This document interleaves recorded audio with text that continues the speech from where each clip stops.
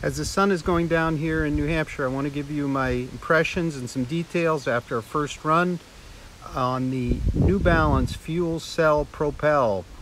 It's a brand new shoe coming this summer from New Balance. It's a close cousin with more cushion and no forefoot plate to the FuelCell Rebel, which our testers are just really loving. The FuelCell Propel has a new midsole foam from New Balance, and I would have to say this is another super foam.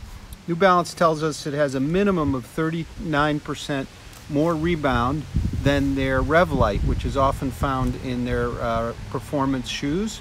It's a softer midsole, really quite soft, with a very noticeable rebound and tons of cushioning. It's a 6mm drop shoe, and it's only $110.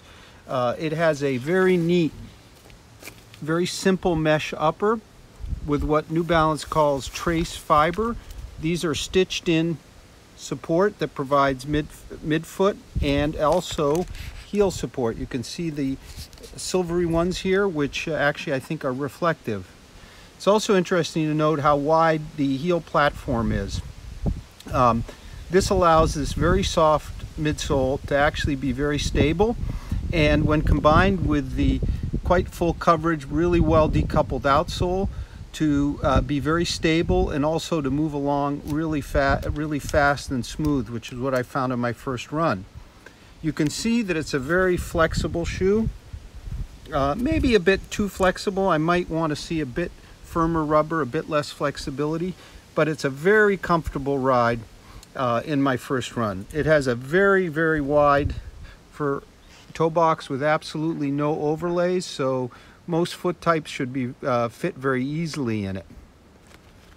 The really upswept Achilles collar, I think, is functional to make the rest of this really relatively unstructured upper work super well in a roomy fashion. This is a comfort kind of oriented shoe. It's not a performance racer like you might have with the Rebel. Now, what does this new foam and feel really compare to? And this is only after my first run. We're going to have several testers involved. Well, it's much more exciting, for example, than Nike's React foam, which is lighter, because here we have a 9-ounce shoe, 255 grams, so it's quite a bit, not quite a bit, but somewhat heavier than the Epic React, for example. But what I found is it has a lot more bounce than Epic React. It's actually quite close in feel so far to Nike's Zoom X. Not quite as sprightly or springy, but definitely approaches it. It's also, I would say, softer than Skechers Hyper Burst foam, which has kind of a springy feel, but denser feel to it, as well as Reebok's Forever Energy, which feels a bit like Hyper.